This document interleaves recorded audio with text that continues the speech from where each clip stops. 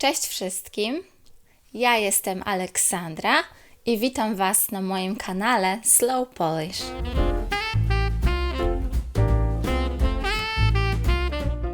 Dzisiaj jest wyjątkowy dzień. Ostatni dzień roku 2023. Czas leci bardzo szybko, prawda? To trochę straszne. Jednak dzisiejszy dzień jest szczęśliwy i pełny celebracji. W Polsce 31 grudnia to Sylwester. Dlaczego Sylwester? Bo tego dnia są imieniny Sylwestra.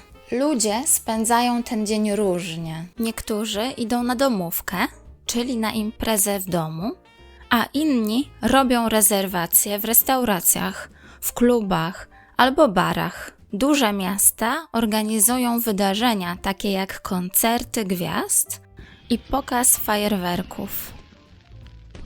Można też zostać w domu i oglądać te koncerty w telewizji. Chwilę przed północą odliczamy i kiedy zegar wybije godzinę 0, wznosimy toast szampanem i życzymy sobie szczęśliwego nowego roku. Proszę subskrybować mój kanał, jeśli tego jeszcze nie robicie. W nowym roku czeka na Was tutaj dużo ekscytujących niespodzianek. Ja w tym roku pierwszy raz spędzam Sylwestra w restauracji. Zarezerwowaliśmy z mężem stolik. Będzie specjalne menu i muzyka na żywo. Zwykle chodzę na domówki do przyjaciół i spędzam z nimi miło czas. Zawsze jest dużo jedzenia, dobra muzyka i świetne towarzystwo. Z kolei kilka lat temu poszłam na koncert miejski w Gdańsku. Był to koncert zespołu Happy Sad. Wspominałam o tym zespole w moim ostatnim Q&A, a także dałam Wam więcej muzycznych rekomendacji. Link jest w opisie. Bawiłam się cudownie na tym koncercie, ale mimo braku śniegu i mrozu, to zmarzłam. To znaczy, że było mi zimno. Niestety pogoda w Polsce nie jest dobra na tego typu wydarzenia w Sylwestra. W 2014 i 2015 roku byłam za to na imprezie w klubie. To jest super opcja na Sylwestra. Byłam wtedy jeszcze studentką i bawiłam się znakomicie. Aczkolwiek nowy rok 2014 zaczęłam w szpitalu z nogą w gipsie. Nad ranem, już pod koniec imprezy, kiedy tańczyłam, skręciłam kostkę. Skręcenie kostki to częsta kontuzja. A Wy, jakie macie plany? Dajcie znać w komentarzach. Sylwester to też czas postanowień noworocznych. Już zrobiłam film na ten temat. Żeby go zobaczyć, proszę kliknąć tutaj. Teraz zrobimy małą aktualizację tego filmu. W Sylwestra wiele osób robi listy postanowień, czyli takich świadomych, pozytywnych zmian w życiu. To są rzeczy, które obiecujemy sobie, żeby nasze życie było lepsze. Używamy wtedy czasu przyszłego w aspekcie niedokonanym. Aspekt niedokonany to rutyna. Tutaj, w przyszłości. Jeśli nie pamiętasz reguł aspektu, to zapraszam do oglądania mojego filmu na ten temat. Link jest w opisie. Jak konstruować czas przyszły niedokonany? Musimy koniugować czasownik być w czasie przyszłym.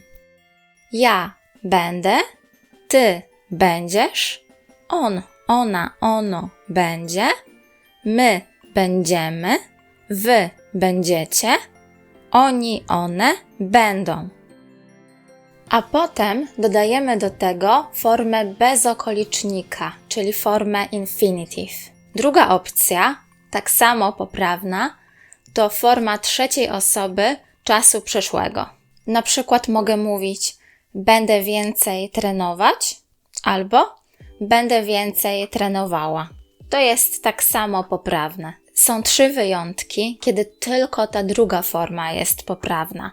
To są czasowniki modalne chcieć, móc i musieć. Zawsze mówimy: będę mógł, będę chciała, będę musiała, będziemy musieli, będziemy chciały i tak dalej. Na przykład: w przyszłym roku będę mogła pojechać na urlop. W przyszłym roku będziemy chcieli próbować nowych potraw. W przyszłym roku będziecie musieli dużo się uczyć. Tutaj macie koniugację tych czasowników.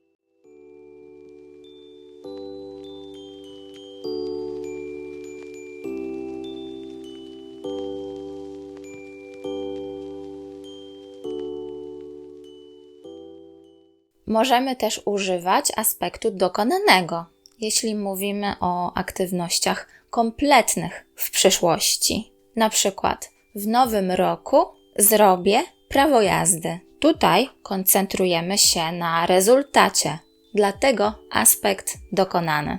A jakie są moje postanowienia noworoczne? 2 lata temu mówiłam tak: Bardzo często ludzie mówią, że będą regularnie uprawiać sport, a dokładniej chodzić na siłownię.